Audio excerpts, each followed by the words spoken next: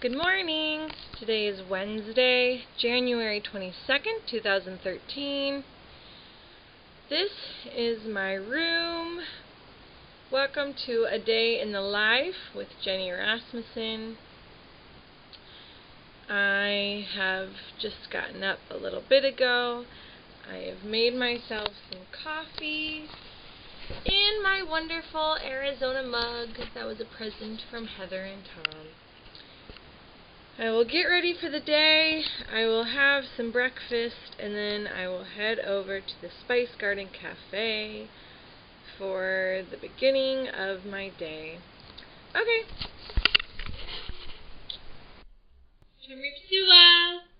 Hello everybody, greetings from Cambodia.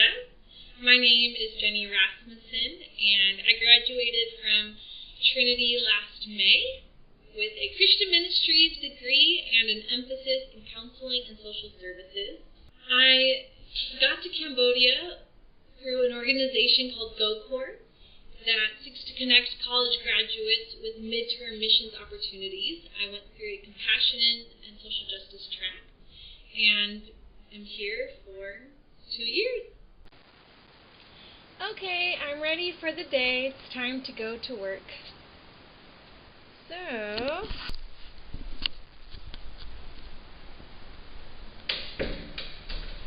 this is our kitchen, our shoe rack.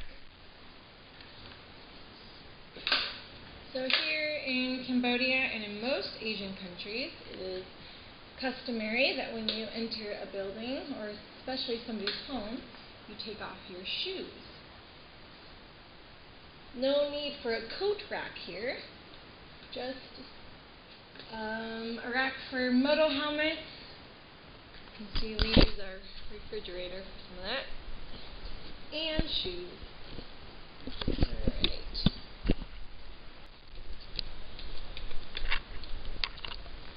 These are our backyard neighbors. Okay, here is my moto. Time to drive to the Spice Garden Cafe. This is my front yard.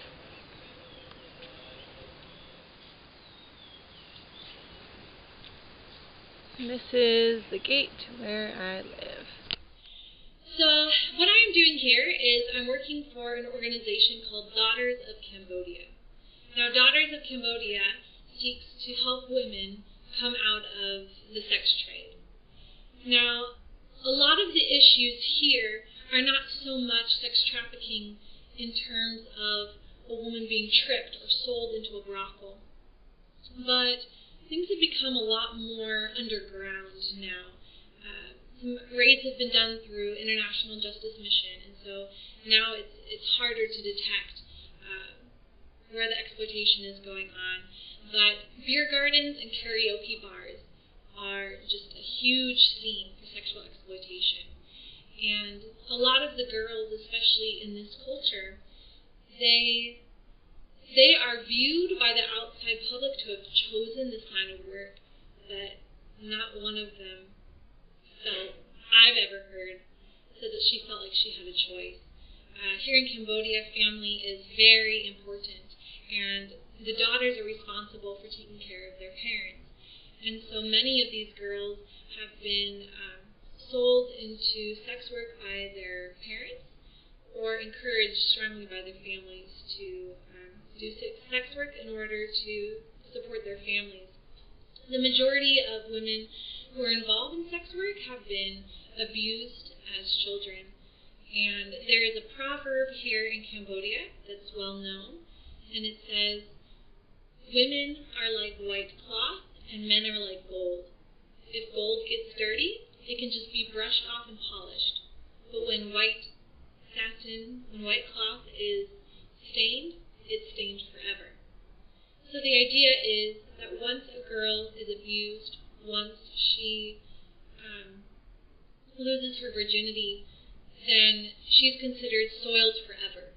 And I've heard it said that a mother told her daughter, well, now it is your duty to go into sex work because you can never be redeemed. And so so many of these women are just living, feeling that reality within themselves, feeling a lack of value, and just feeling like a soiled cloth. And what Daughters seeks to do is it seeks to provide a way out. It has different job opportunities and training. And so Daughters has a wonderful shop and cafe, and they design and create shirts and jewelry. There's a spa that does pedicures and manicures, and of course a delicious cafe. So what happens is the girls, they hear about Daughters usually through word of mouth, and it's located just kind of in the slum red light district community, and so the girls can literally walk to work, and this way they're empowered to thrive within their own community. Welcome to Daughters Spice Garden Cafe. This is my first stop for the morning. And first thing on the agenda is photo shoot of the new cafe. Alright, here's the game. Welcome to the Spice Garden Cafe. Here are some of my lovely friends and wonderful coworkers, Chantria and Emma. Emma is the master designer of this place. Look at this wall. I would just like to point out that Chantria, Emma, myself, and several others all helped make this a reality. Woohoo!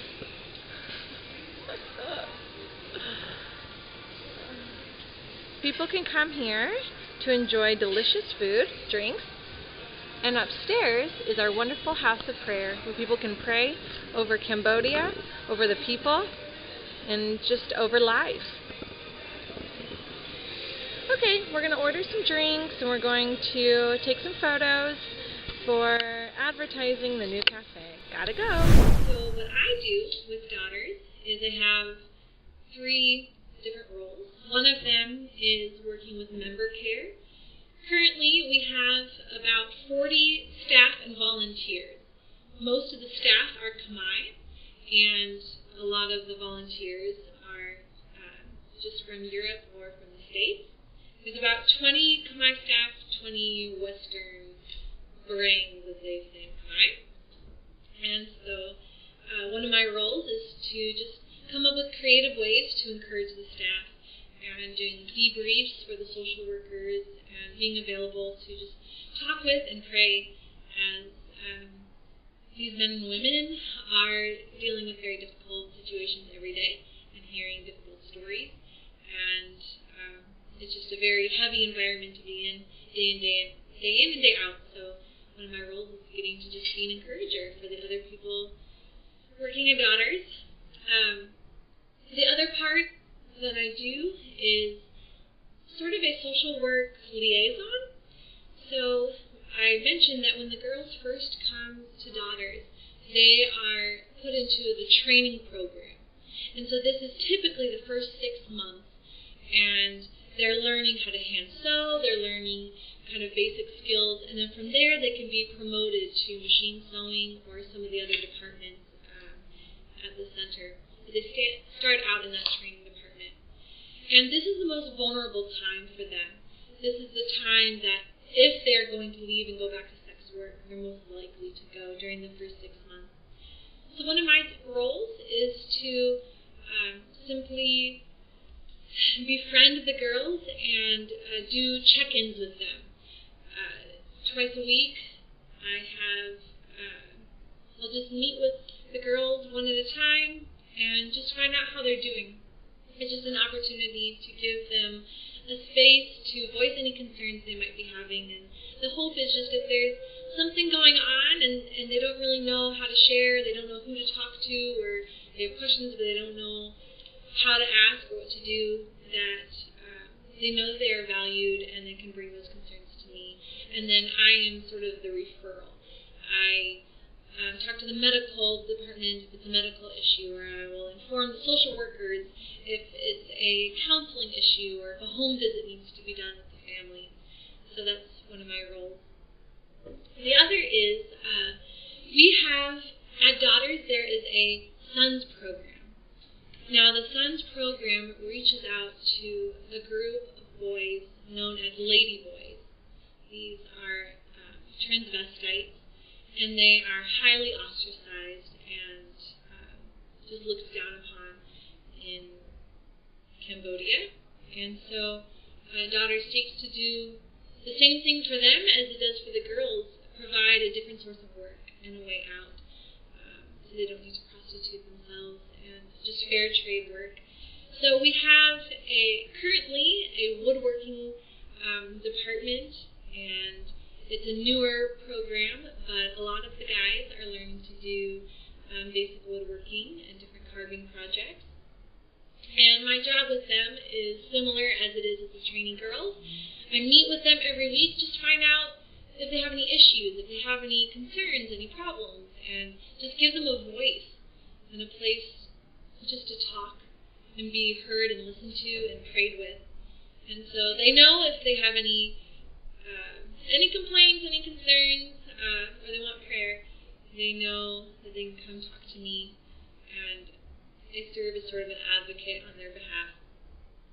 So I really enjoy working with them. I think they really captured my heart a lot, and I don't know, I just feel honored to work at a place like Daughters. Hi! Alright, right now I'm on my way to find a coffee place down the street, and I'm going to copy some items so I can get a license. Okay, I've just pulled into the copy and print place.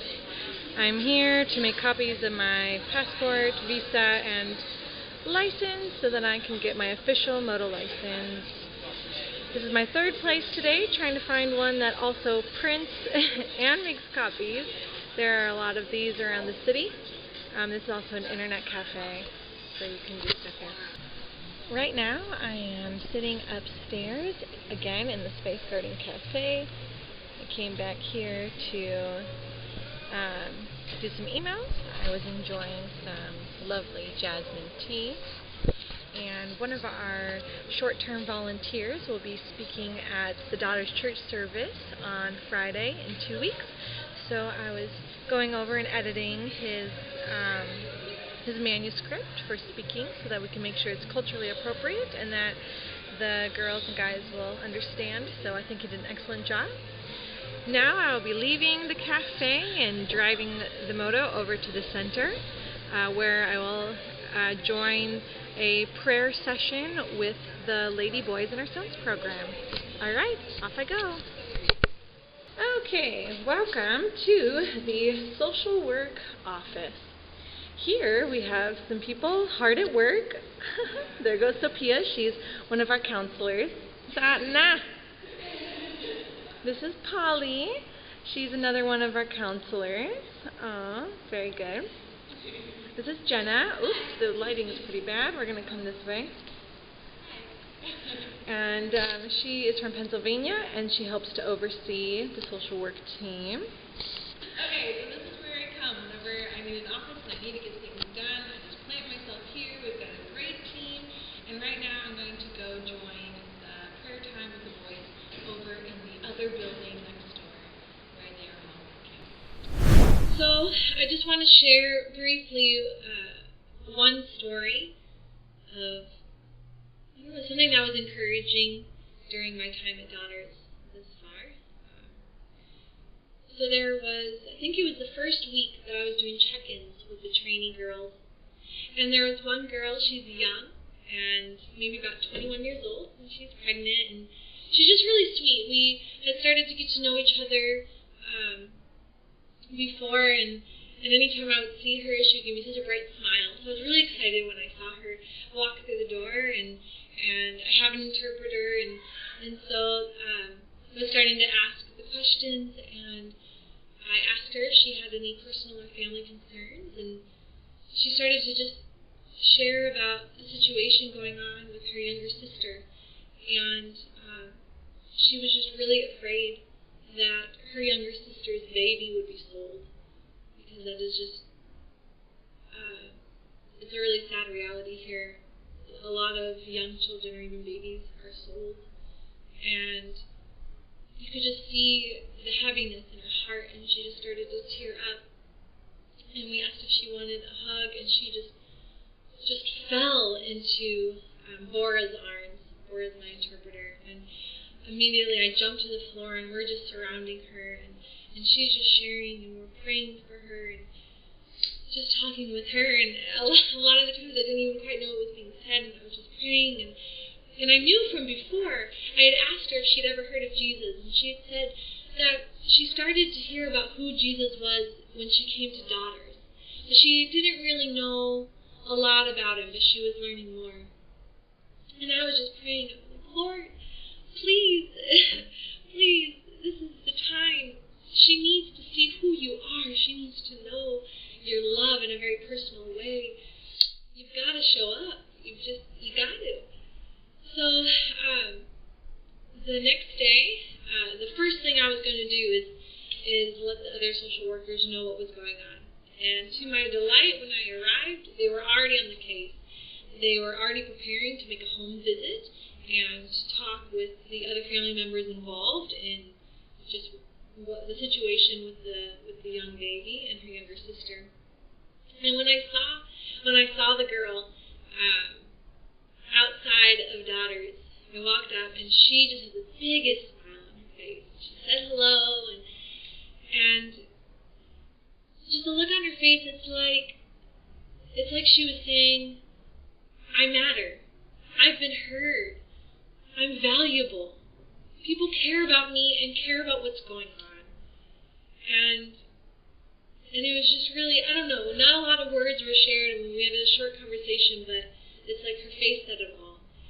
And the social workers went with her, and they were able to just help bring a temporary solution, or at least stabilize the situation. And so that was good. But it was just very encouraging just to see God meet her just in her time of need, and for her to just see in that moment how valuable she is, and that her voice matters, and that we care about what's going on, and we take it seriously. And so, I don't know, it was just one story of many that was really encouraging to my heart. Okay, I'm walking from the social work building over to the main operations center. So you can see this is the building we're just in. The daycare is downstairs, and then the medical clinic and social work team is upstairs in this building. Okay? So anytime the girls want to have a counseling session or they're going for a medical checkup, they walk over there. This is the main road. You should see traffic around rush hour. It gets crazy.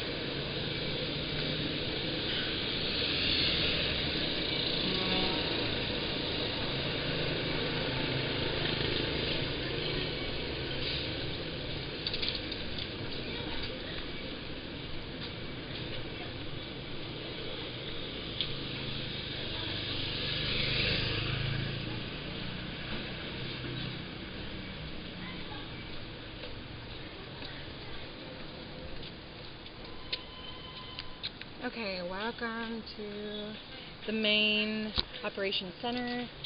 This is where the motos are parked, and this is where all of the magic happens. Well, part of the magic. This is Nate.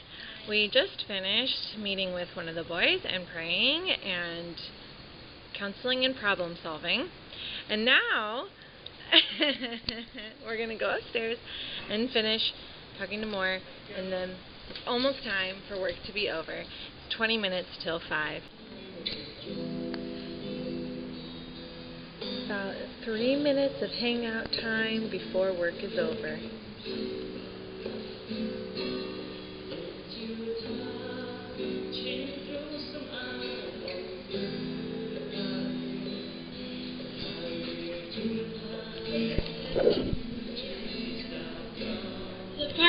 struggles go, I think something that's been challenging for me here is, first of all, realizing expectations within myself that I didn't even know I had, and kind of getting rid of those expectations, especially of expectations that I have of what change looks like.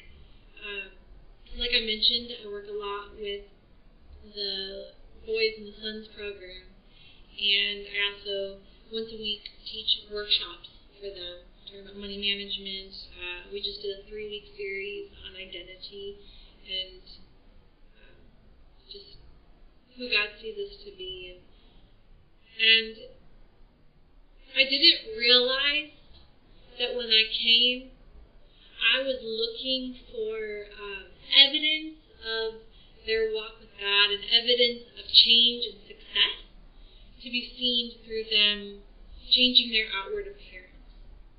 And so a lot of them, most of them, still have really long hair or wear girls' clothing or do their nails or wear makeup. And I didn't realize, even just within myself, that it's like I came in just wanting those things to change. And that would make me feel good. Like, oh, good, success is happening. Great, progress. And yet God has really just been stripping me of those expectations and of those thoughts and just teaching me that just what it says in 1 Samuel, that man looks at the outward appearance, but God looks at the heart. And that God cares more about what's going on in their heart than he does what style clothing they're wearing or how long their hair is. And those things are only important if they are manifestations of the deeper work that is going on in the heart. And so something that we've talked about just in some of the workshops on identity is that God wants to come to you in your mess. He's not waiting for you to change. He's not waiting for you to look a certain way before he'll come to you. He wants to come now. We just have to come with open arms. He's just waiting for us to accept and receive him and say, okay, come on in. I'm a mess, but come on in. And their mess is no different from my mess. It just looks more external. It's just easier to spot. So I've been so challenged, especially by these guys. And it's definitely been a struggle. And days are hard. I feel so much more tired here. Everything takes twice as long. Seems to be twice as hard to do. Just simple things. I don't remember things being so difficult in the States. I don't know. Maybe they were, but I just get so much more tired here. But it's okay. It's okay. Because, I don't know. You know that God is working. You know that he has so much more than you can even imagine. And I know that I have such an amazing team of prayer warriors and people supporting me back in the States, cheering me on, encouraging me every step of the way. And I appreciate it so much. Okay, it is 5 o'clock. Time is 5 o'clock, and it is time to go home. I'm on my moto, and I'll head out onto the road. Hello, welcome to Blue Pumpkin. This is a food joint / good ice cream in downtown Phnom Penh. These are two new friends that I've just made, Emily and Max, from Switzerland and from Iowa. They're here from a YWAM group, and we all got connected. That's what happens. That's what happens when you live in a city that has more NGOs per capita than almost anywhere in the world. You meet other random people from random organizations.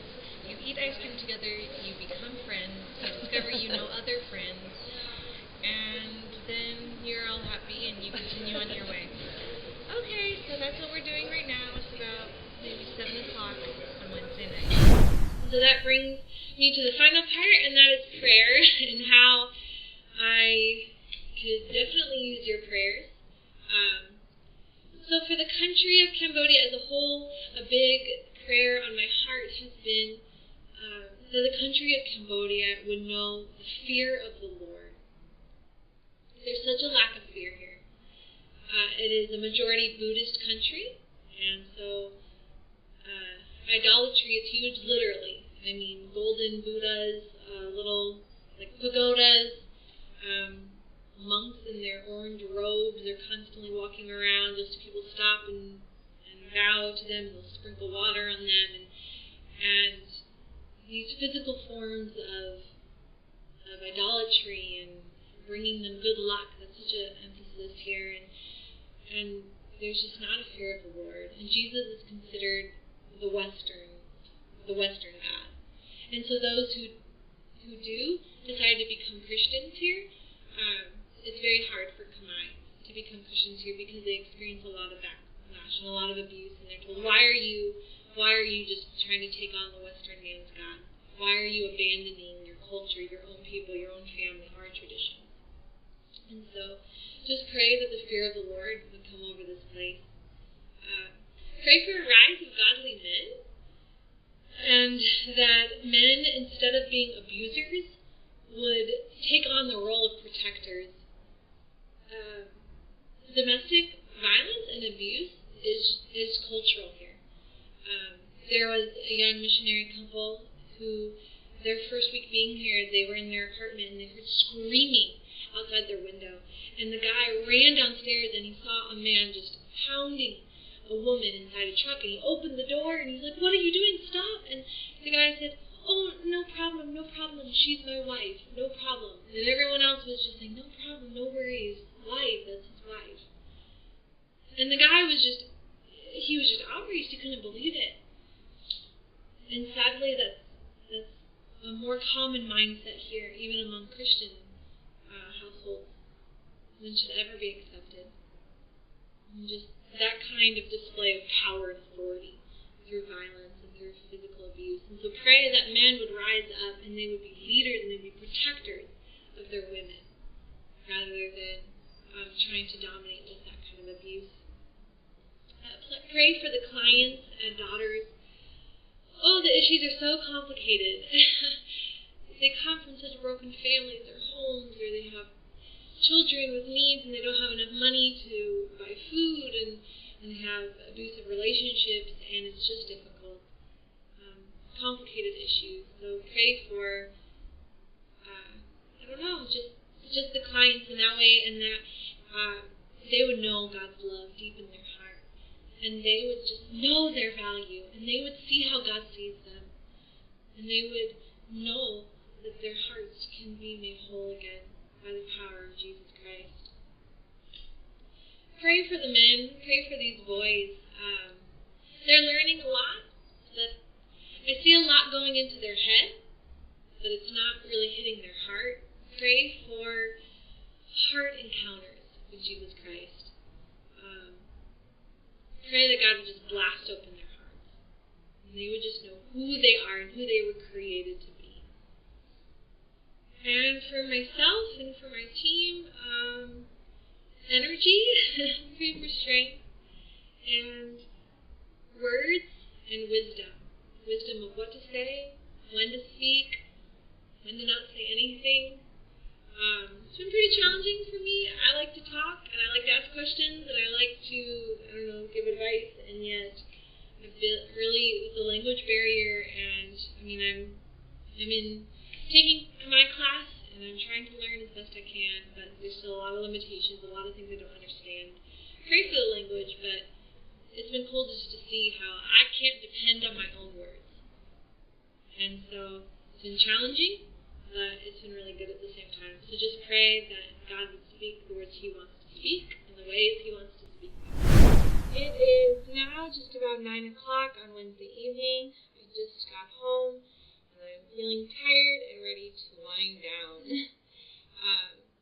I will probably finish watching an episode of Gilmore Girls on my laptop that I started earlier, and maybe read a little bit and then go to bed.